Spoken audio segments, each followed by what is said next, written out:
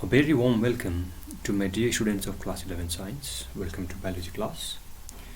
We are in the chapter biological classification, and today we are going to begin with the new kingdom, that is kingdom fungi, also known as the kingdom of multicellular decomposers. Now what does this decomposers means? Decomposers means which will help in the decomposition of dead remains of plants and animals, where the complex organic molecules will be broken down into simple inorganic forms and can be reutilized by the plant. That means they will help in the recycling of nutrients. So kingdom fungi, they are known as the kingdom of multicellular decomposers. Multicellular means they are composed of more than one cell. So in the last class we also learned about the kingdom Monera, but they used to be unicellular in nature, right? But Monerans are also the decomposers. So along with the kingdom Monera, the kingdom fungi members are also the decomposers, which will help in the decomposition of dead remains of plants and animals. Remember the term decomposers. So they will help in the process of decomposition. So kingdom Monera, kingdom fungi, they are the important part in our ecosystem because they help in decomposition of plants and animals dead remains. So let us see the general characteristic of fungi. So in this particular class, we are going to cover the topic under the kingdom fungi, general characteristics. Then we learn about the habitat and nutrition of kingdom fungi. Then we look into the fungal structure. So these three subtopics you can say we are going to cover in today's class. Now the general features or the characteristics of kingdom fungi.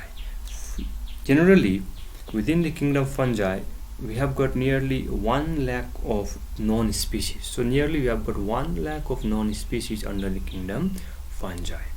Clear? So it also has got a huge diversity. 1 lakh known species means it has got a huge biodiversity. So what are the characteristics of kingdom fungi? First one, they are achlorophyllous. Now what does the what achlorophyllous means? So here the term A, it means no, N-O, no. The term A means no. So achlorophyllous means they are without chlorophyll. So whatever the species that are discovered under the kingdom fungi, they don't bear chlorophyll, so they are achlorophyllous, they are without chlorophyll. So since they don't have chlorophyll, so you can simply predict out that they are heterotrophic in nature. Because they don't have chlorophyll, so they cannot synthesize their own food molecules, so they are mainly heterotrophs. Afterwards we will discuss the different types of heterotrophs also, because we have already learned that we have got parasitic mode of nutrition and we have got saprophytic mode of nutrition. So when we discuss about the nutritions, at that time we will talk about heterotrophic mode of nutrition. To remember that they don't bear chlorophyll, they bear spores, and they are non-vascular organisms. They don't have xylem and they don't have phloems. So next one, the cell wall of fungus, it is made up of fungal cellulose and the chitin.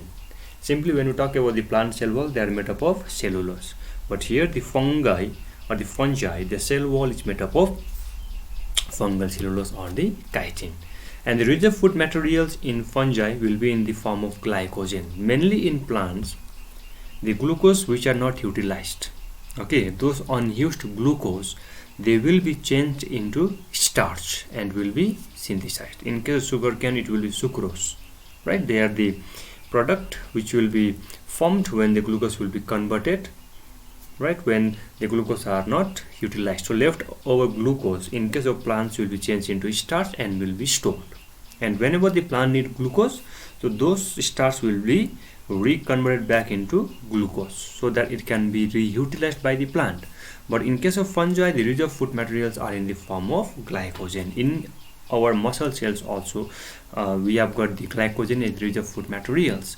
So whenever there is need of glucose in the body, so glycogen will be converted back into glucose. Okay, likewise in case of kingdom fungi also, the rich of food materials are in the form of glycogen.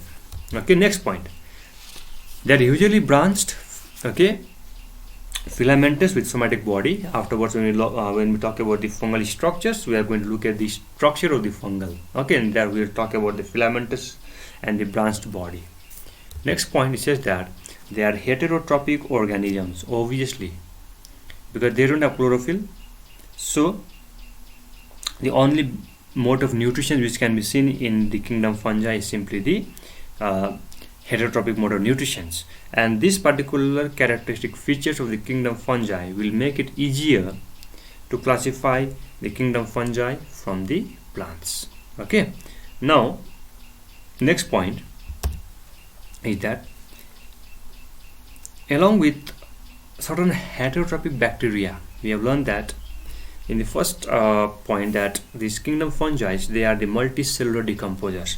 So along with the bacteria, these fungi, they are the major decomposer. Okay, please keep in mind, they are the major decomposers of organic materials. Okay, so they will help in the decomposition of dead remains of plants and animals, and they will help in recycling of inorganic and organic molecules in the environment. All right, now since we are learning that this kingdom fungi, they are multicellular in nature.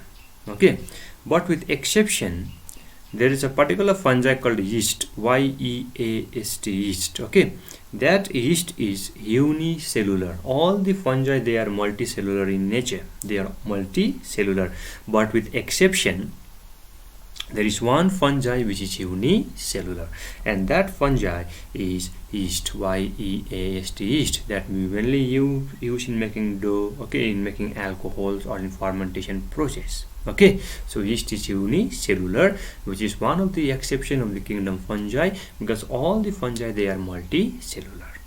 All right, so the branch of fungi that deals with the study of fungi is known as mycology, and the study of disease causing fungi is known as fungal pathology, because there are certain fungi which are responsible for causing different types of diseases in case of human being and in animals. Okay, so the branch that when it deals with study of this fungi that causes harmful diseases is known as fungal pathology.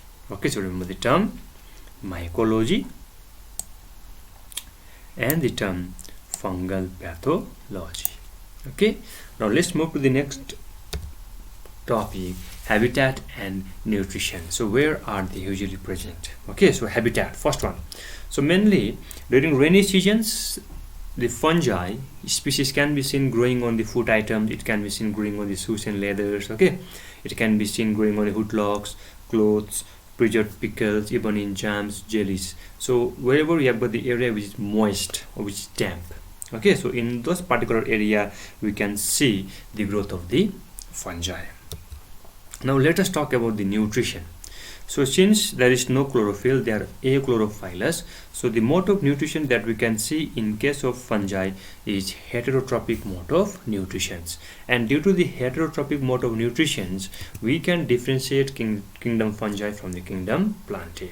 Okay, so since they are heterotrophs, so we can say that they are either saprophytes or they are parasites. Okay, this we'll discuss afterwards in a brief detail.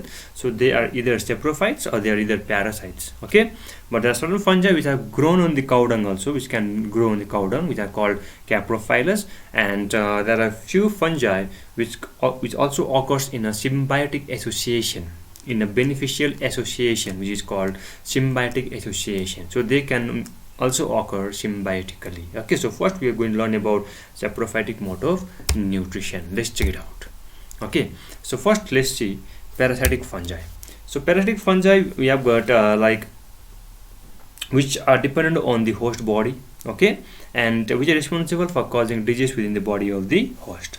Okay, so first we have got obligate parasitic fungi, because we have got two types of parasites, obligate and facultative. Okay, so first we have got obligate parasitic fungi, which means that this particular fungi, they will take their food from the host plant. Okay, so these obligate parasitic fungi, they will take their food. They are dependent on the host plant for their host plant, we can say, or on the host body for their food, and they will also die once the host will be dead. Okay, so they cannot survive in the absence of host. So once the host becomes dead, so this obligate parasitic fungi, they will also die. Okay, so they cannot survive in the absence of host body. So they are totally dependent on the host for their survival, for their food and for their shelter. Clear? So obligate parasitic fungi means they used to get the food materials from their host body, and they will also die once the host will also die. Okay, now next one, we have got facultative saprophytic fungi, like even after the death of the host. Okay, in facultative saprophytic fungi, even after the death of the host plant, okay, these fungi are able to obtain their food from the decaying part of the host body. Clear? So they can survive even in the absence of host. So once the host plants will be dead, but this facultative saprophytic fungi, they will be able to get their food from that remaining part, from the decaying part of the host body. So that's why they are called facultative symbiotic fungi. So we have got two type of parasitic fungi: obligate, which are totally dependent on the host body. Once the host will be dead, they can also not survive. Second one is facultative saprophytic fungi. They will continuously get their food even after the death of their host, that they can feed on the dead remains of that host body. Okay, now fungi which are parasites on the plant, be careful. Now look at the diagram. Okay, fungi which are parasites on the plant, they have a specialized hyphae which is called hostoria. You can look over here the term hostoria. Okay, so those fungi which are parasites on the plant, they have got a special hyphae, a specialized hyphae which is called the hostoria. So you can look in the diagram also the hostoria part. Okay, so this part over here in this particular fungi, and here you can see this particular part which is the hostoria. Okay, so this hostoria will penetrate the host cells or the plant cell body, and they will absorb the nutrients from the host. Okay, so hostoria may be knob-like or it may be branched. So here you can see this is the knob-like in figure number A. Okay, figure number A, it is the knob-like, hyphae. Okay, so one hostoria, you can see knob-like. So this structure, so this complete structure which I have highlighted over here, so this one is the hostoria, the knob-like hostoria. Okay, so this is the plant cell wall, this is the plant structure, plant cell, and this is the fungi part. Okay, this is the fungi plant. So from the fungi you can see the growth of the hostoria. So this hostoria will penetrate the plant cell wall, and it will plant cell and will able to absorb the nutrients from the host plant body.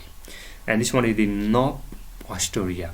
And then you can see the branch hostoria. This is the branch hostoria, just enter the plant body or the host body and is able to get the nourishment or the nutrients from the plant body or from the host body. Even this one is the hostoria, the branch hostoria. Okay, so by the help of this specialized hyphae in the parasitic fungi, they are able to absorb the nutrients from the plant body, because this hostoria will penetrate the host plant cell, host cells we can say, and it will absorb the nutrients from the host body. So we have got two types of hostoria, knob-like and branch-like. Clear? Now next one is saprotrophic fungi. Fungi which will obtain their food from the dead remains of plants and animals, which will obtain their food from the decaying organic matter, and in sowing though in that process they will be able to convert them into inorganic substances. Okay, so saprotrophic fungi are also two types. We have got obligate saprophytic fungi and we have got facultative parasitic fungi. So what does obligate saprophytic fungi means? Okay, so fungi which take their food from the decaying organic matter are called obligate saprophytic fungi, and those who are saprophytic but can live parasitically are called facultative parasitic fungi. So obligate saprophytic fungi will just obtain the food materials from the dead remains of plants and animals from the organic remains. Clear? But facultative parasitic means though they are saprophytic, but they can also live parasitically in nature. So these are the parasitic mode of nutrition and the saprophytic mode of nutrition. But we learned that there are certain fungi which can also occur symbiotically. Okay, so in this diagram you can see, look carefully, this is the roots of the higher plants, right? You can see in the diagram that these are the roots of the higher plants, which I've highlighted over here. These are the roots of the higher plants, and here you can see the fungi. This one is the fungi, mushroom you can see over here, and this is the root part. Okay, so here you can see that the roots of the fungi is in association with the roots of the higher plants. Okay, so they are in touch with each other. Okay, they are living together with the living together. So the roots of the fungi, and we can say that the fungi and the roots of the higher plants are living together over here. So this type of association, in case of kingdom fungi, is usually called mycorrhiza. Okay, so what's mycorrhiza? So the association of fungi, of a fungus, with the roots of higher plants. So mycorrhiza means the beneficial association. We can use the term, okay, is the beneficial association of a fungus with the roots of the higher plants. Mainly we can say with the roots of the gymnosperm. Okay, so if you say that the association or the beneficial association of the roots of fungus with the roots of higher plants. One more time, look very carefully. The beneficial association of a fungus with the roots of higher plants like the gymnosperm, example pinus, is known as mycorrhiza. Okay, so this type of relationship will be known as mycorrhiza. So these plants lack root hair. Listen very carefully. These plants lack proper root hair, and they absorb water and minerals from the soil with the help of fungal hyphae. So these higher plants, they don't have well developed root hair. So by the help of these fungal associations, they will be able to absorb the water and minerals from the soil by the help of the fungal hyphae. And the fungal hyphae will convert the insoluble minerals in the soil into soluble form and will make them available to the plants. So this type of association is very beneficial, because you can see that it is useful in absorption of water and minerals, liberation of minerals from the organic remains, and help the plant to grow in an adverse environmental condition. So this is the benefit of a symbiotic association, or we can say a beneficial association of the fungus with the roots of the higher plants. Okay, and this type of association is called mycorrhiza. So here both of them has to be mutually benefited. Okay, next one, let us look at the diagram of a mycorrhizal association. So here you can see a fungus. So this one is the fungus, you can see over here, okay, mushroom. Okay, and this one is the roots of the higher plants, you can see over here.